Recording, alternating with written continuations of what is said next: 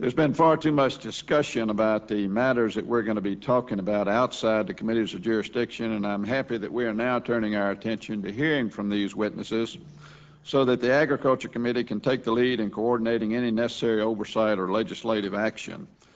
While I recognize that the resources of the Commodities Futures Trading Commission are insufficient when compared to the increased workload they are experiencing, and I am pleased that we will be taking a thorough look at that issue today, I'd like to focus my comments on the particular issues that do fall within the jurisdiction of the Agriculture Committee. Several pieces of legislation which have been introduced address speculation in the energy markets, and several hearings have been held in many different Senate committees on the topic. I've heard several senators speak on the Senate floor about this matter, and I'd like to take this opportunity to sort of set the record straight based upon the facts that we have seen from an Ag Committee perspective. First, I think it is very irrational that some in Congress have gone so far as to blame the acting chairman of the Commodities Futures Trading Commission for $4 gasoline, when in fact the acting chairman of CFC, Walt Lucan, who will be testifying before us today, has probably done more than anyone to try and shed some light on what is actually occurring in the markets. Last year, he launched an investigation into practices surrounding trading of crude oil and related derivative contracts. He recently developed an interagency task force with the Federal Reserve, the Treasury, the SEC, the Department of Energy, and the Department of Agriculture to study the role of speculators and index traders in energy markets. The acting chairman also created and convened the Energy Markets Advisory Committee to look into energy market transparency, including the impact that trading on foreign boards of trade is having on such markets. Further, Acting Chairman Lucan led efforts to develop an agreement with a key foreign board of trade to ensure that the CFTC has access to the trading data they need to monitor activity in the global oil market. And in the past month, he has begun requiring traders to provide monthly reports of their index trading, information that should help the Commission determine the impact of index trading on the market. Certainly, Acting Chairman Lucan, you have made great strides in trying to create more and better transparency, and we should all be grateful for that. These recent efforts, again, all initiated by Chairman Lucan, Acting Chairman Lucan, will provide the data necessary to make an informed and rational decision of how speculation is affecting the price of oil. I believe we should not rush to legislate an uninformed solution, particularly when we might create more problems by driving speculators into markets for which the CFTC receives no trading data and has no ability to monitor.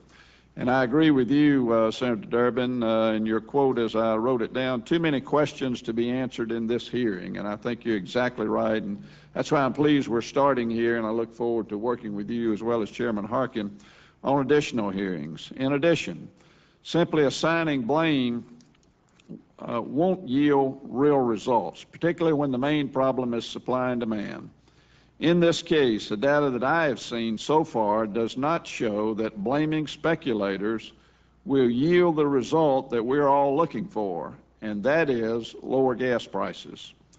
Here's a chart that shows who is holding large positions, those over 350 contracts in West Texas intermediate crude oil contracts on the New York Mercantile Exchange, where approximately 70% of trading for the WTI occurs.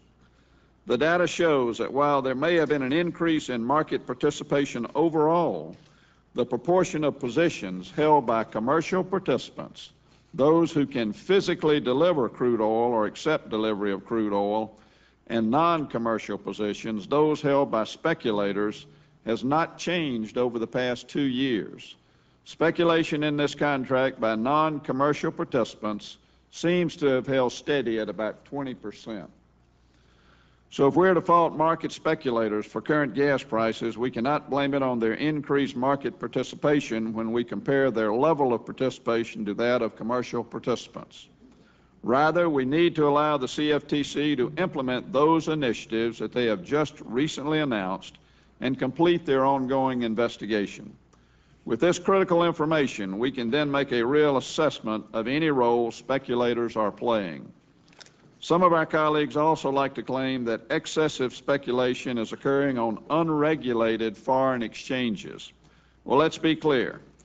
Any exchange in any country can list the West Texas Intermediate Crude Contract for trading without any approval from CFTC. Just because West Texas Intermediate Crude is physically delivered in the U.S. does not mean that the U.S. can prevent foreign boards of trade from listing and allowing traders to trade the contract on their platforms. However, if these foreign boards of trade want to make their trading screens available to U.S. traders, then they must seek approval from the CFTC. Often this is done through what is known as a no-action letter. The no-action letter, which is obtained from the Division of Market Oversight at the CFTC, very simply absolves these boards of trade located outside the United States from the requirement to become a designated contract market so long as the regulatory regime in their country is determined to sufficiently regulate their activities in order to protect United States customers. These letters are granted only after the CFTC determines that the regulatory body in the country in which the Foreign Board of Trade is located will supply the CFTC with regular market surveillance information as well as meet other conditions required by the CFTC. In the absence of such a letter, there would be no required coordination or information sharing between the U.S. regulatory authority, the CFTC, and the foreign-based regulatory authority. Yet the contracts would still be allowed to be traded on these foreign boards. Now that seems to be truly a dark market and not one that I am interested in encouraging. The no-action letter process, whereby foreign boards of trade seek to accommodate the CFTC's demands prior to being allowed to offer contracts in the United States, actually helps the CFTC ensure that they receive adequate data to monitor the activities of these foreign exchanges.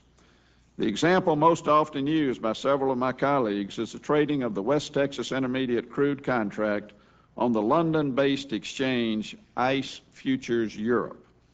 Yes, the CFTC, through no action relief, allows ICE to offer this contract to U.S. traders. In exchange, ICE Futures Europe has agreed to notify the CFTC when traders exceed position accountability levels established by U.S. exchanges for the WTI crude oil contract. Additionally, the United Kingdom's regulatory authority, the Financial Services Authority, has been supplying the CFTC with requested surveillance data for several years. And just last month, the CFTC worked with the UK regulators so that they will now provide the CFTC with daily large trader positions, as well as more detailed identification of market end users. The CFTC will review this data and determine if there is any manipulation occurring. That is their job, and we should insist that they get this information and properly review it before we request that they revoke no-action letters and really force traders into the dark, where CFTC has no ability to monitor what is occurring. While I'm discussing foreign boards of trades, and ICE in particular, here's a chart that actually shows the volume of shares and open interest in the West Texas Intermediate Crude Oil Contract since it was listed on ICE in June of 2006. The green line also shows the settlement price of this particular crude oil contract. You can see that beginning in August 2007, when the price began to rise sharply, the open interest on ICE and the share of market volume traded on ICE was actually falling. Again, we need to be cautious that we get our facts straight before we start pointing fingers at what some senators have called excessive speculation on a foreign board of trade. The American people are interested in real solutions. Simply blaming foreign boards of trade or the regulatory agency for not overseeing these foreign boards of trade properly for the problems we are facing is irresponsible, particularly when the data doesn't support the accusation. I'm happy to work with my colleagues on efforts to find solutions to high gas prices, but only after we have all the facts. So, Chairman Durbin, Chairman Harkin, I again appreciate you for holding this opportunity to let's begin gathering those facts.